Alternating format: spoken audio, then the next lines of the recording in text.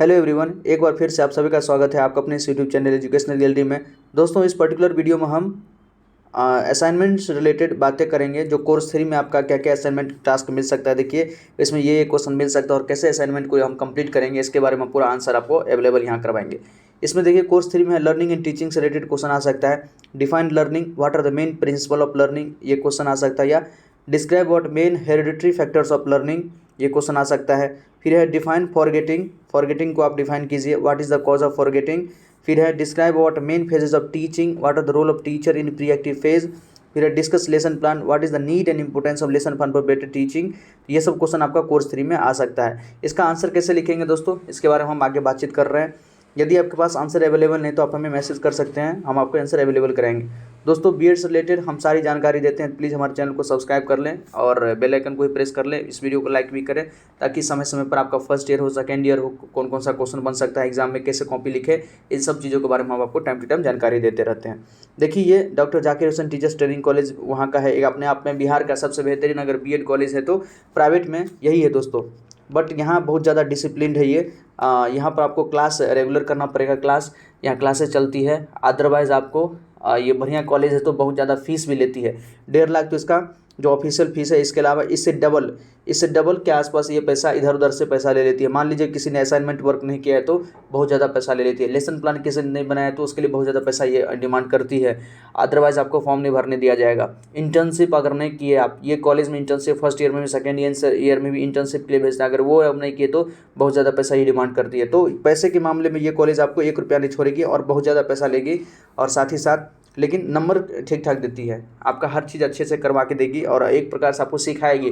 बहुत चीज़ें ये आपको वहाँ पर बता देती है टीचिंग से रिलेटेड।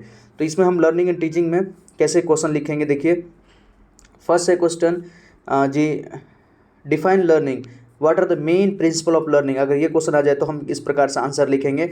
देखिए लर्निंग के बारे में हम पूरा चीज़ यहाँ पर लिख दिए हैं, इसको आप भी अच्छे से लिख सकते हैं।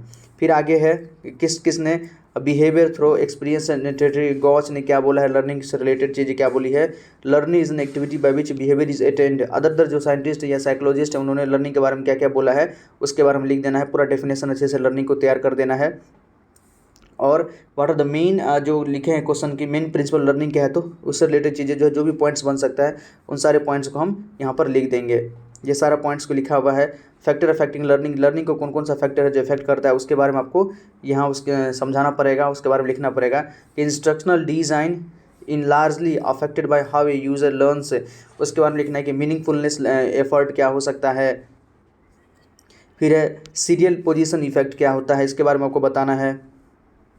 प्रैक्टिस इफेक्ट क्या होता है कि इनके बारे में बताएं, लर्निंग में ये सब कहीं ना कहीं काम करता है। ट्रांसफ़र इफेक्ट क्या होता है, इंटरफेरेंस इफेक्ट क्या होता है, ऑर्गेनाइजेशन इफेक्ट क्या होता है, लर्निंग से रिलेटेड इनके बारे में बताना है। तो ये हमारा फर्स्ट क्वेश्चन था। सेकंड क्वेश्चन है कि डिफाइन फॉरगेटिंग, फॉरगेटिंग से आप क्या समझते हैं। What is the cause of forgetting, forgetting का काम मतलब फॉरगेटिंग मतलब क्या, एक प्रकार से भूलना। फॉरगेटिंग क्यों होता है और भूलने के क्या क्या कारण उनके बारे में लिखाना है। जो साइकोलॉजिस्ट इन पे काम किए उनके काम को, रिसर्च को यहाँ पर आपको लिखना पड़ेगा। तो पहले तो फॉरगेटिंग टर्म को अच्छे से डिफाइन कर देना है।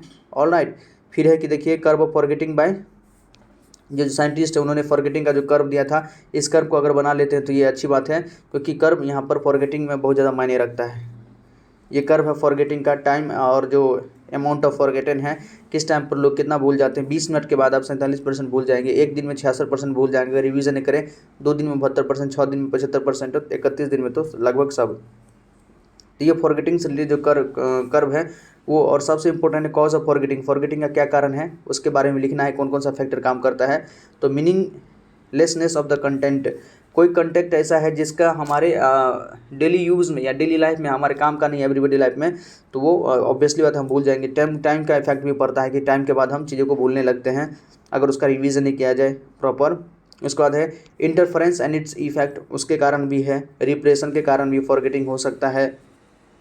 Lack of exercise, Thorndike has open the lack of exercise is major cause of forgetting. Thorndike जो साइकोलॉजिस्ट के नाम आपने सुना होगा, उन्होंने बताया कि लैक एक्सरसाइज, जो एक्सरसाइज उसका अगर ना हो तो उसकी कमी के कारण जो है फॉरगेटिंग हो सकता है। एक्साइटमेंट ऑफ इमोशंस के कारण फॉरगेटिंग हो सकता है। तो ये कुछ कारण हैं जिसके कारण फॉरगेटिंग वगैरह हो सकता है, और फॉरगेटिंग का क्या कारण है वो हम बता सकते हैं। तो इस प्रकार से हम क्वेश्चन को लिख सकते हैं। फर्स्ट और सेकंड असाइनमेंट हम इस प्रकार से बना सकते हैं, दोनों क्वेश्चन का टीचिंग एंड लर्निंग जो हमारा कोर्स 3 का सिलेबस है उसमें हम बना सकते हैं। इसके अलावा इससे रिलेटेड दोस्तों हमने कोर्स 1, कोर्स 2, कोर्स 3 सारे कोर्स का जो भी बीएड का कोर्स होता है उन सब से रिलेटेड असाइनमेंट वर्क प्रोवाइड करा दिया है। आप हमारे प्लेलिस्ट या डिस्क्रिप्शन बॉक्स में लिंक है, वहाँ जाकर आप चेक कर सकते हैं। ऑलराइट, प्लेलिस्ट में पूरा मिला हुआ है आपको, जो भी आपका कोर्स है उसका EPC 1 का भी, EPC 2, EPC 3 जो भी सिलेबस है उसका भी हमने बता दिया है, ताकि आप अच्छे से असाइनमेंट तैयार करें। असाइनमेंट का नंबर आपका ऐड होता है, फर्स्ट ईयर में भी और सेकेंड ईयर में असाइनमेंट मिलता है, वो नंबर ऐड होता है, तब जाके आपको बेहतर नंबर मिलेगा। ऑलराइट, जितना अच्छा आपका कॉपी होगा, जितना अच्छा आपका हैंड राइटिंग होगा, लैंग्वेज आपका कोई भी हो सकता है, हिंदी हो, इंग्लिश हो, आपको जिसमें बेटर लगे उसमें आप लिख सकते हैं। ओके दोस्तों, कोई क्वेरी हो कमेंट सेक्शन में जरूर बताइएगा और प्लीज़ हमारे चैनल को सब्सक्राइब करें, क्योंकि टाइम टू टाइम हम जो भी चीज़ें आती है आपका बीएड में किस प्रकार से आप अच्छा नंबर लाएं, आगे इसका क्या स्कोप वगैरह है, इन सब चीज़ों के बारे में हम बातें करेंगे। और एग्जाम में कौन कौन सा क्वेश्चन पूछा जाएगा इन पे भी हम बातचीत किए हैं बहुत सारे, आप जाके देख सकते हैं और आगे भी आपको जानकारी मिलती रहेगी। धन्यवाद दोस्तों, जय हिंद।